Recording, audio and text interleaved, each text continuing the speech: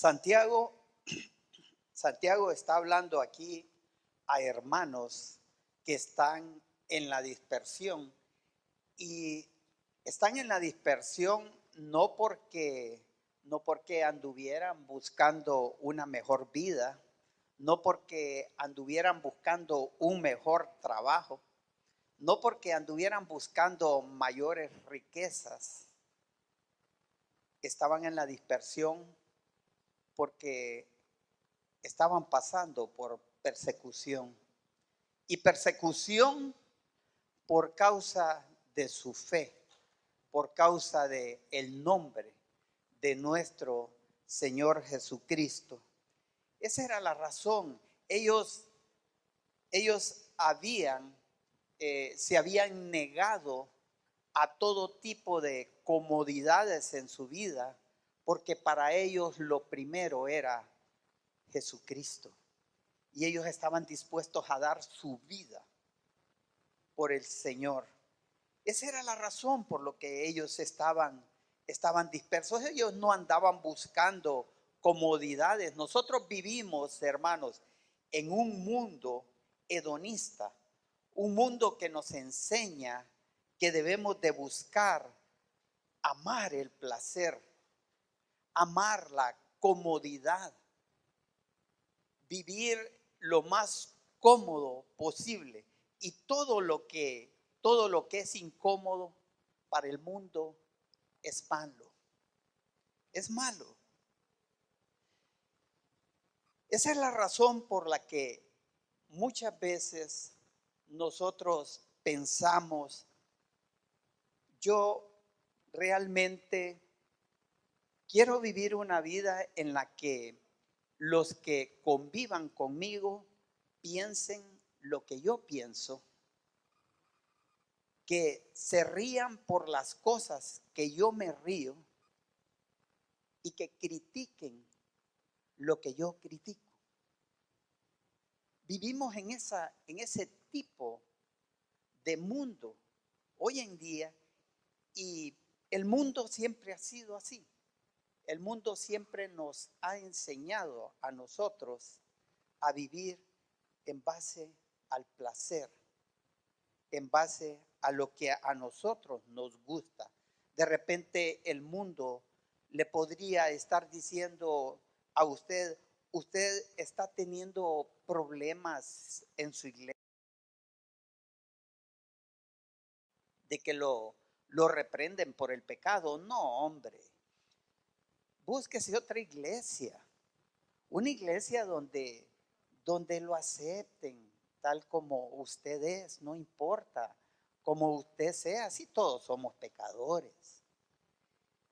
Y, y existe esa presión por parte del mundo hacia nosotros de buscar la comodidad, de buscar el lugar donde a mí no me corrijan. No me gusta estar con las personas que van a corregirme, que van a confrontar mi pecado. Y, y vivimos de esa manera. Queremos la mayor comodidad posible, pero estos hermanos que estaban en la dispersión, hermanos, ellos estaban en la dispersión por amor a su Señor. Y su Señor les había enseñado que esta vida no era una vida para vivirla con todas las comodidades que nosotros esperamos tener. Es bueno tener placer. Yo creo que en cierta manera es bueno tener ciertos entretenimientos, ¿verdad? Es bueno pasar algunos ratos en donde pues salimos algunos hermanos pues a jugar su potra de vez en cuando, pero el punto es que no estamos viciados y que no debemos de estar viciados por esas cosas. El hombre de Dios, el hombre de fe, es alguien que ha aprendido a vivir para su Señor. Y cuando se trata de vivir para nuestro Señor Jesucristo, hermanos, no debemos de estar viciados con la comodidad o con los placeres. Hablando de este tema, yo sé que muchos tal vez se han dejado controlar por situaciones así, en este mundo, por las presiones de este mundo, al punto de que eh, están siendo controlados por ciertos vicios como videojuegos y, y de repente pasan una gran cantidad de tiempo en esos videojuegos que les quitan una gran cantidad de horas de su vida. Y yo les pregunto, hermanos, ¿cuánto tiempo le está dando usted a la palabra de Dios? ¿Y cuánto tiempo le está dando a eso? Es importante que consideremos que vienen tiempos oscuros, tiempos en donde estamos ya viendo esos gobiernos que vienen con leyes contrarias a los principios que nosotros hemos manejado y que sabemos que son los principios que debemos de manejar en nuestras vidas. Pero vienen con leyes que van a enseñarnos y nos van a obligar a vivir diciéndole a lo bueno malo y a lo malo bueno. Y si no nos alineamos con ese tipo de gobiernos, hermanos, créanme, estamos cerca de vivir la experiencia que estos hermanos también estaban viviendo. Una situación de persecución, y es precisamente por eso que el apóstol Santiago viene y nos dice que nuestra fe va a ser probada. En esos primeros 3 versículos que leímos, eso es lo que prácticamente Santiago nos está diciendo. Nuestra fe va a ser probada como creyentes y hermanos en la fe. Santiago comienza su mensaje con el vocativo hermanos míos. Y eso es una exclamación de afecto no solo como hermanos de raza, sino como hermanos en Cristo. Él comienza de esa manera para advertirnos acerca de las pruebas que están por venir. Y es que es importante que entendamos, hermanos, que si somos verdaderamente creyentes, nosotros vamos a ser odiados y somos odiados por el sistema de este mundo. Como dice Primera de Juan 3:13, hermanos míos, no os extrañéis si el mundo os aborrece. No se extrañen si el mundo les aborrece. En 2 de Timoteo 3:12, y también todos los que quieren vivir piadosamente en Cristo Jesús padecerán persecución, dice el apóstol Pablo. ¿Cuál es la actitud entonces que debemos de tener según lo que nos dice aquí el apóstol Santiago? Tened por sumo gozo cuando os halléis en diversas pruebas. Nuestra fe va a ser probada, por tanto, dice Santiago, tengamos una actitud correcta ante esas pruebas que vamos a vivir.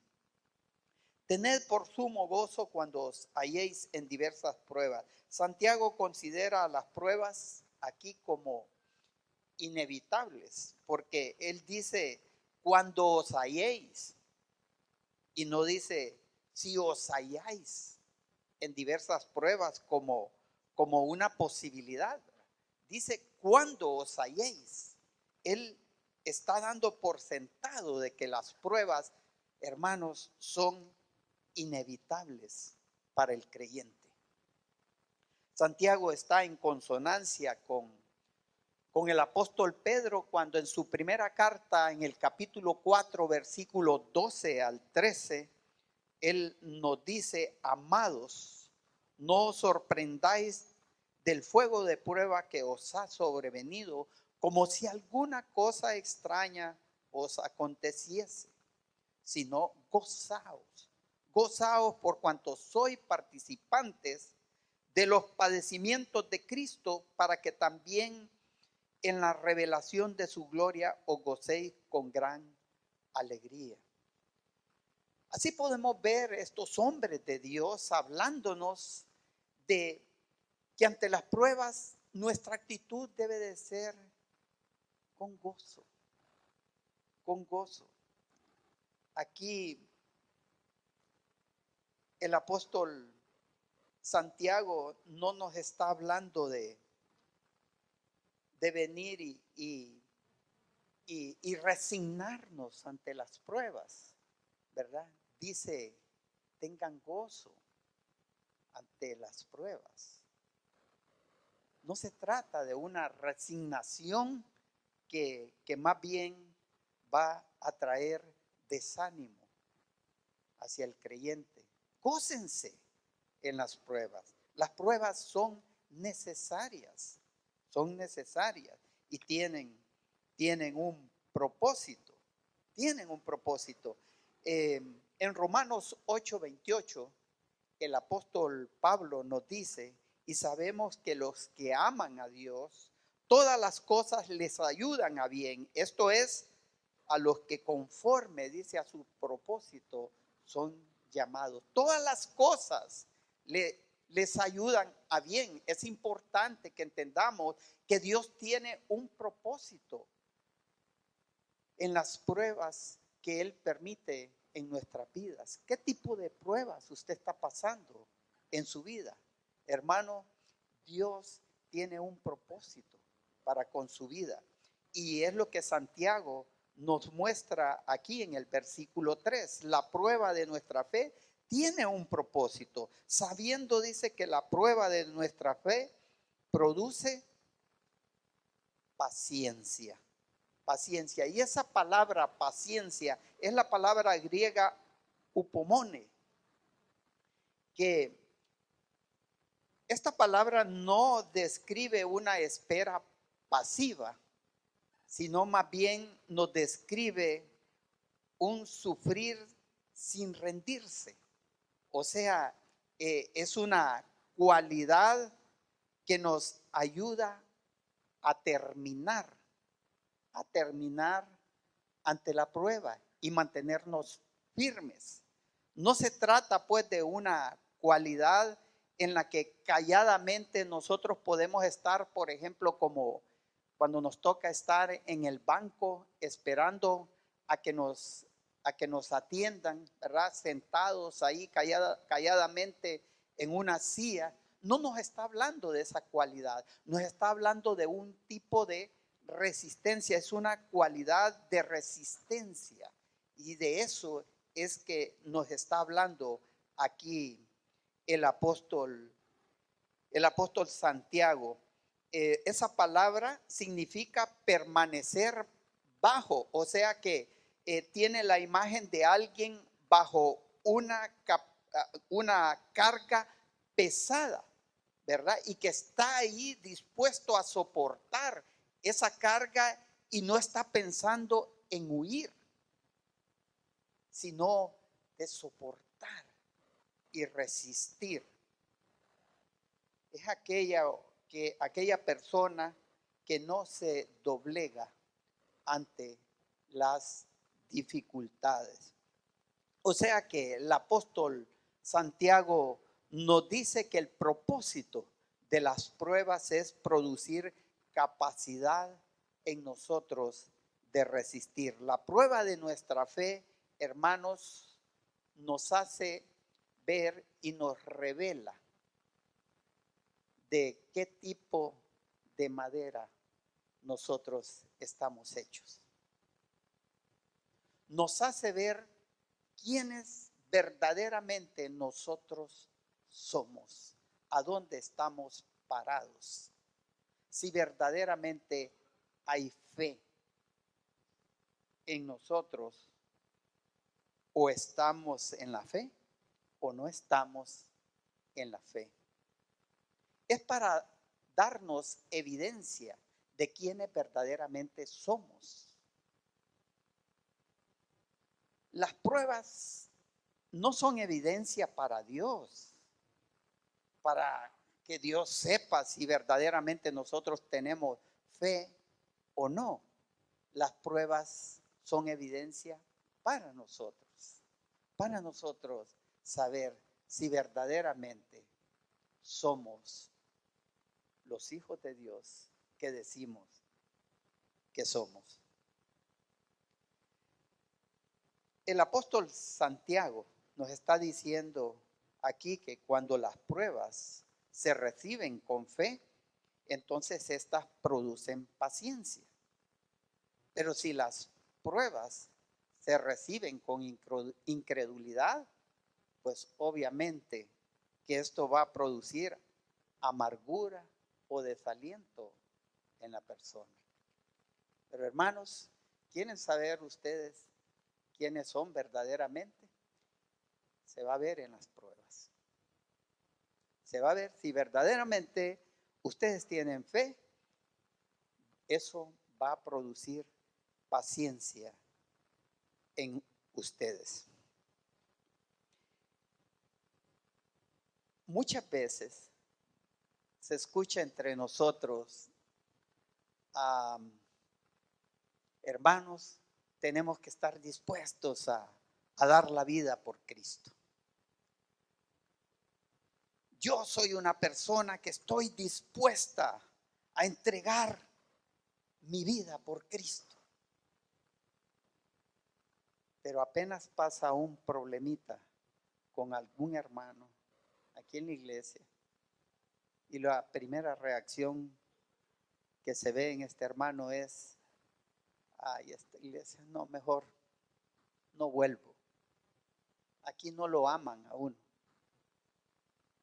Es más, yo no sé, pero me quedó viendo mal. Pruebas tan pequeñas que Dios las está permitiendo para que usted sepa dónde está y que usted pueda ser fortalecido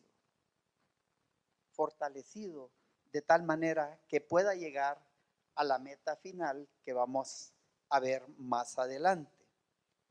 O de repente usted es una persona que sirve y que viene el líder de su grupo, y cuando usted llega a servir le dice: hermano, espérese, mejor siéntese. Usted no va a poder servir ahorita porque llegó un poquito tarde. Así que siéntese y disfrute ahí la enseñanza. ¿Y cuál es la reacción que tiene? Ay, es que realmente en esta iglesia son demasiado estrictos. No, y no vuelve a la iglesia. Hermanos, quiero preguntarle, ¿esos son los que van a morir por Cristo? ¿Son esos los que van a morir por Cristo? Hermanos, los que van a morir por Cristo son aquellos que hayan desarrollado resistencia, capacidad de aguante, de soportar el peso de las pruebas. Usted podrá decir, sí, yo sé que tengo que aprender a ser paciente. Y empieza a hacerse una lista de cosas que tiene que hacer porque, porque es importante ser paciente. Y yo no soy paciente, me dicen mecha corta. Apenas me dicen algo y exploto. Y entonces comienza a hacer una serie de reglas y dice, así voy a hacer porque yo tengo que cambiar esto. Quiero recordarle algo, hermano. La paciencia es una de las características, es una de las características del fruto del Espíritu. Por tanto, se deben de tratar espiritualmente, no mediante reglas. No es con el esfuerzo humano que se van a lograr tener paciencia, desarrollar paciencia en nuestras vidas. No es con nuestro esfuerzo humano. Dios nos ha dado los medios de gracia para lograrlo. Quiero preguntarle, ¿tiene problemas de carácter? Ore, doble sus rodillas ante su Señor y clámele por ese problema, por su problema de carácter. Ah, no, que mi carácter es insoportable. Yo no aguanto cualquier cosa que me digan. Hermanos, si es tan fuerte su carácter, Dios nos ha dado los medios de gracia, como, ¿por qué no ayuna? Si su carácter necesita ayuno, ayune, ayune, hermano. Quiero decirle, hermano, en todo esto del carácter, en todo esto de la madurez espiritual en nuestras vidas, nosotros no vamos a lograr desarrollar espiritualmente o crecer espiritualmente porque estemos al lado de una persona que yo admiro por su madurez. Yo no voy a lograr madurez en mi área de carácter si solo porque yo venga a la iglesia, porque yo mantenga comunión con los hermanos. Eso no es lo que me va a llevar a mí a desarrollar paciencia en mi vida. Es tu tiempo con Dios y tu relación con el Señor lo que te va a dar la madurez que necesitas para desarrollar paciencia en tu vida. En el versículo 4, el apóstol Santiago nos dice, mas tenga la paciencia su obra completa para que seáis perfectos y cabales, sin que os falte cosa alguna. La prueba de nuestra fe tiene un propósito y vemos que el propósito es hacernos pacientes, hacernos constantes, personas con resistencia, personas con aguante. Pero dice el apóstol Santiago, ese propósito es con una meta final. La meta de la prueba de nuestra fe es hacernos completos, completos. Hermanos, el Señor no nos ha llamado a vivir una vida a medias, a que tengamos una gran resistencia, pero de repente ya al final nuestra fe se resquebraja ante la prueba. Esa no es la meta final que el Señor tiene para con nosotros, es hacernos completos, completos. Y eso significa que Él nos lleva a la imagen de Cristo, para que seamos perfectos, dice, y cabales. El Señor te salvó para santificarte. El Señor no te va a dejar vivir una vida en la que vas a vivir igual a como has vivido siempre. No te va a dejar. No te lo va a permitir. Te va a incomodar porque Él te salvó y Él va a empezar esa obra de cambiar tu vida y la va a cambiar al punto de que te va a completar en Cristo. Te va a afirmar al punto de llegar a la imagen de Cristo. Filipenses 1:6 dice, estando persuadido de esto, que el que comenzó en vosotros la obra, la buena obra, la perfeccionará hasta el día de Jesucristo. Hermanos, el Señor no está jugando. No está jugando.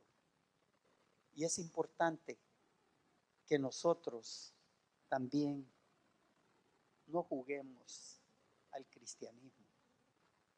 No juguemos a la religión. Seamos serios. Pongámonos serios ante nuestro Señor. El hecho de que usted pase tiempo con alguien que usted admira espiritualmente y usted aprende a pasar tiempo en la palabra y pasa leyendo todo lo que aquel líder espiritual también lee, eso no es lo que a usted lo va a llevar a lograr la meta que Dios tiene establecida para con su vida. Es su relación con el Señor, con el Señor. El apóstol Santiago sigue diciéndonos en el versículo 5, y si alguno de vosotros tiene falta de sabiduría, pídala a Dios, el cual da a todos abundantemente y sin reproche, y le será dada. Pero pida con fe, no dudando nada, porque el que duda es semejante a la onda del mar, que es arrastrada por el viento y echada de una parte a otra. No piense, pues, quien tal haga, que recibirá cosa alguna del Señor. El hombre de doble ánimo es inconstante en todos sus caminos. El apóstol Santiago nos llama a poner ojo en algo que debemos buscar ante las pruebas, y es sabiduría. La sabiduría. Ante las pruebas debemos buscar sabiduría, pero en la fuente correcta, en la fuente que es Dios, no en la sabiduría humana, porque el mundo tiene sus propios sabios, sabios que la fuente de su sabiduría está en el hombre mismo. Nosotros no queremos ese tipo de sabiduría. A mí me interesa lo que Dios piensa, no lo que piensa cualquier filósofo como Sócrates o Aristóteles, filósofos que enseñan el pensamiento humano de cómo buscar entender la vida. Y promueven una sabiduría humana. El apóstol Santiago nos dice, busquen la sabiduría, pero en Dios, en el Señor.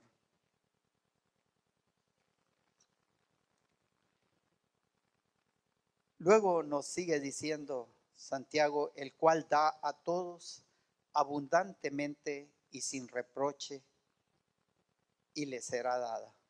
Qué interesante, qué precioso es esta parte del pasaje, ¿verdad?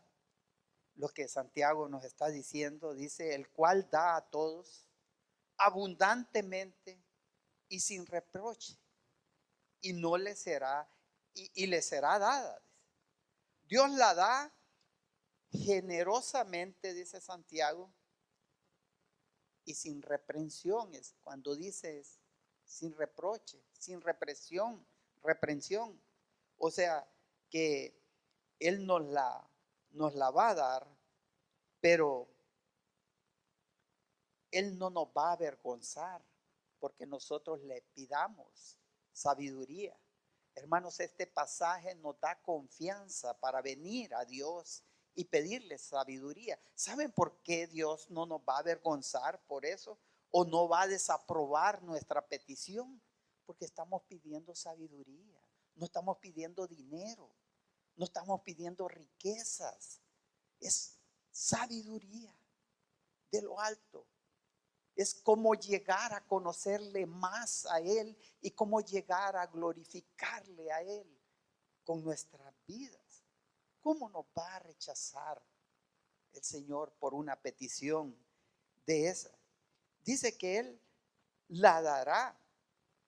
O sea que nos garantiza que nos va a dar sabiduría si nosotros se la pedimos a Él. Ahora, en el versículo 6 nos dice la condición de cómo es que nosotros debemos de pedir esa sabiduría. Y dice, pero pida con fe, no dudando nada, porque el que duda es semejante a la onda del mar que es arrastrada por el viento y echada de una parte a otra. No piense pues que quien tal haga, no piense pues quien tal haga que recibirá cosa alguna del Señor. O sea, pidámosla, dice Santiago, pero sin dudar, no dudando de Dios. La palabra aquí griega,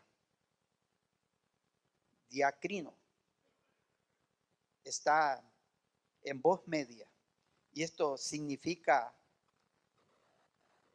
dudar, vacilar o discutir. O sea que dudar tiene el sentido de estar entre dos caminos, entre dos caminos, ante dos caminos, sin saber por cuál yo voy a decidir. Estoy en una indecisión y estoy entre dos caminos y no sé por qué camino decidir.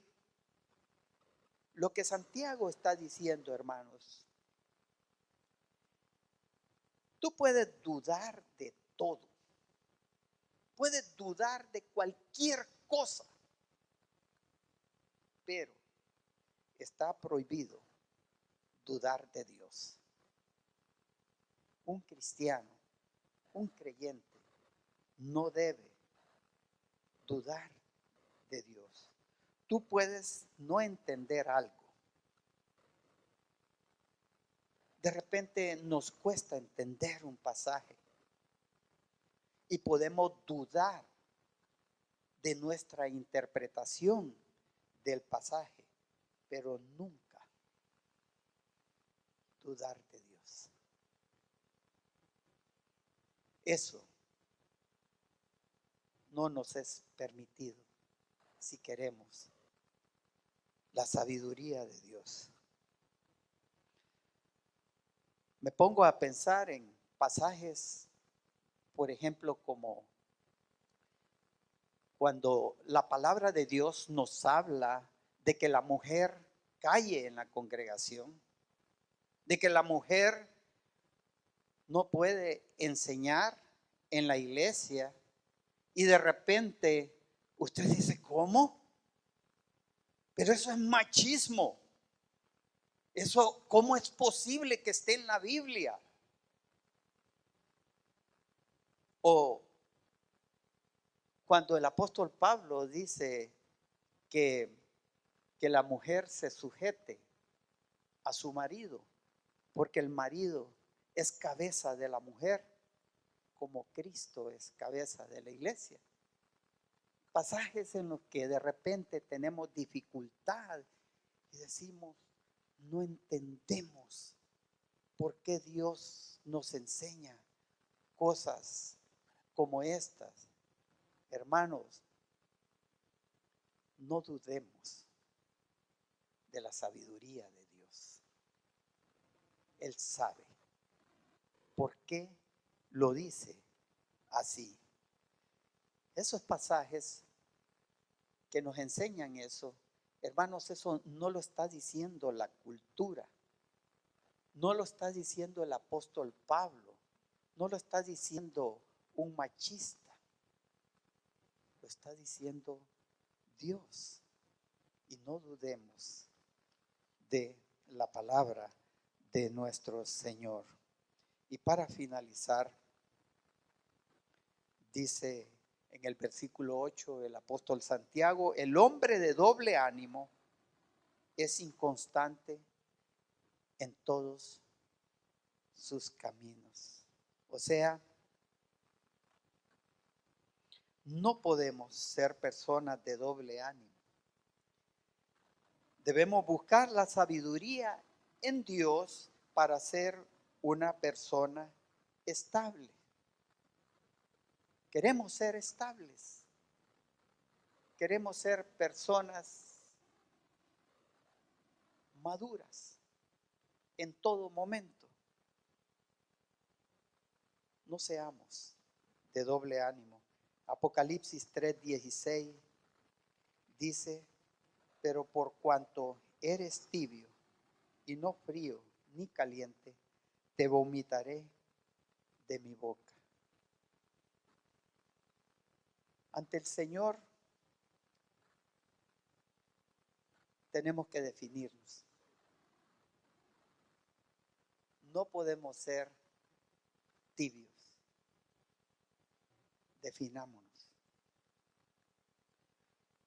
La traducción ahí original de doble ánimo es doble alma. O sea, es como que si tenemos el corazón dividido. Como que si la misma persona fuera para dos lados diferentes. No se puede. No se puede. Tenemos que definirnos.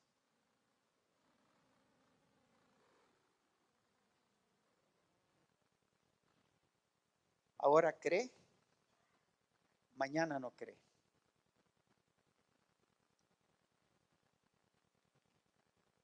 Hoy estoy bien animado, mañana estoy todo desanimado. Hoy estoy bien de carácter, ¿verdad? Y firme. Pero mañana de repente cualquier cosita me molesta. Oscila, es una persona que oscila entre la fe y la incredulidad. De eso está hablando Santiago. Y no podemos ser así. Tenemos que ser personas estables, estables. Es inconstante. sea, es una persona que es de doble ánimo, es inestable. El mejor ejemplo que podemos ver es, si ustedes recuerdan, el caso de Pedro, cuando estaban en el arca con Noé, con Jesús, Noé, con Jesús. Mateo 14, versículo 30, versículo 31, que dice: pero al ver el fuerte viento, Pedro pues había visto a su Señor que iba caminando, ¿verdad?, sobre el agua. Y él dice: yo también, yo puedo hacerlo, si yo soy un hombre estable. Y ¡pum!, se tira al agua. Pero al ver el fuerte viento, tuvo miedo. Y déjenme decirle, caminó un poquito, caminó algo. Pero vio el fuerte viento y tuvo miedo, y comenzando a hundirse, dio voces diciendo: Señor, sálvame. Al momento Jesús extendió la mano, asió de él y le dijo: hombre de poca fe, ¿por qué dudaste? Inestable, hombre de doble ánimo. Primera de Reyes 18, 21. Cuando el rey Acab estaba llevando al pueblo de Israel a adorar a los Baales, y el único que había quedado era Elías como profeta del Señor, se acerca a Acab y le dice que quiere que le reúna al pueblo, y Acab le reúne al pueblo, y acercándose Elías a todo el pueblo dijo: ¿hasta cuándo? ¿Hasta cuándo claudicaréis vosotros entre dos pensamientos? ¿Hasta cuándo? Hermanos, no claudiquemos, no claudiquemos entre dos pensamientos. Si Jehová es Dios, síganme, sigamos. Y quiero terminar con una pequeña anécdota. Es una anécdota, acuérdense, ¿verdad? Esto no es una enseñanza. Solo quiero darles la ilustración para que entiendan lo que es, lo que Dios nos pide a nosotros en cuanto a la estabilidad, a ser personas estables. Supóngase que usted va en su vehículo y tiene un accidente, y usted ve antes de tener el accidente, usted ve que su vehículo va hacia un abismo, y usted logra salir de su auto. Su auto se va al abismo, pero usted logra quedar agarrado de una ramita en aquel abismo. Y se logra agarrar de aquella rama, es lo único que tiene. Y usted no haya qué hacer. Y escucha clacs, como que la ramita está cediendo. Y usted siente que se está cansando. Y en eso se aparece un ángel. Y le dice: ¿usted cree que yo soy un ángel de Dios o un ángel de los caídos? ¿Qué le contestaría? ¿Qué le contestaría en esa situación? Un ángel de Dios, aunque tal vez no sea cierto. Un ángel de Dios. ¿Usted cree que puedo salvarlo? ¿Qué le va a contestar? Hermanos, si es la única opción que le queda. Sí, sí. Viene este ángel y le dice: bien, suéltese.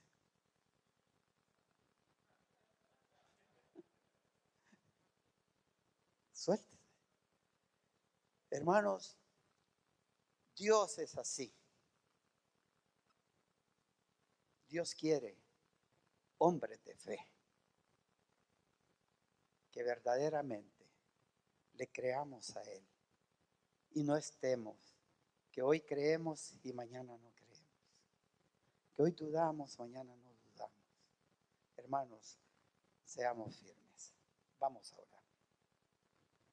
Señor, te damos las gracias por el tiempo que nos das. Gracias por este tiempo de enseñanza y te pido, Dios, porque nos ayudes a ser hombres con fe ante las pruebas, hombres de aguante, porque tenemos una meta final a la cual tú nos llevas, Señor, que es la perfección. Te ruego, Señor, por la fe nuestra ante las pruebas que podamos estar viviendo. Te lo pedimos en el nombre de Cristo. Amén.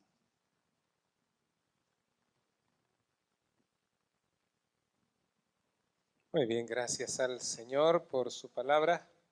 Nuestro pastor Luis, el Señor le ha usado para instruirnos en esta noche. Le invito a ponerse de pie.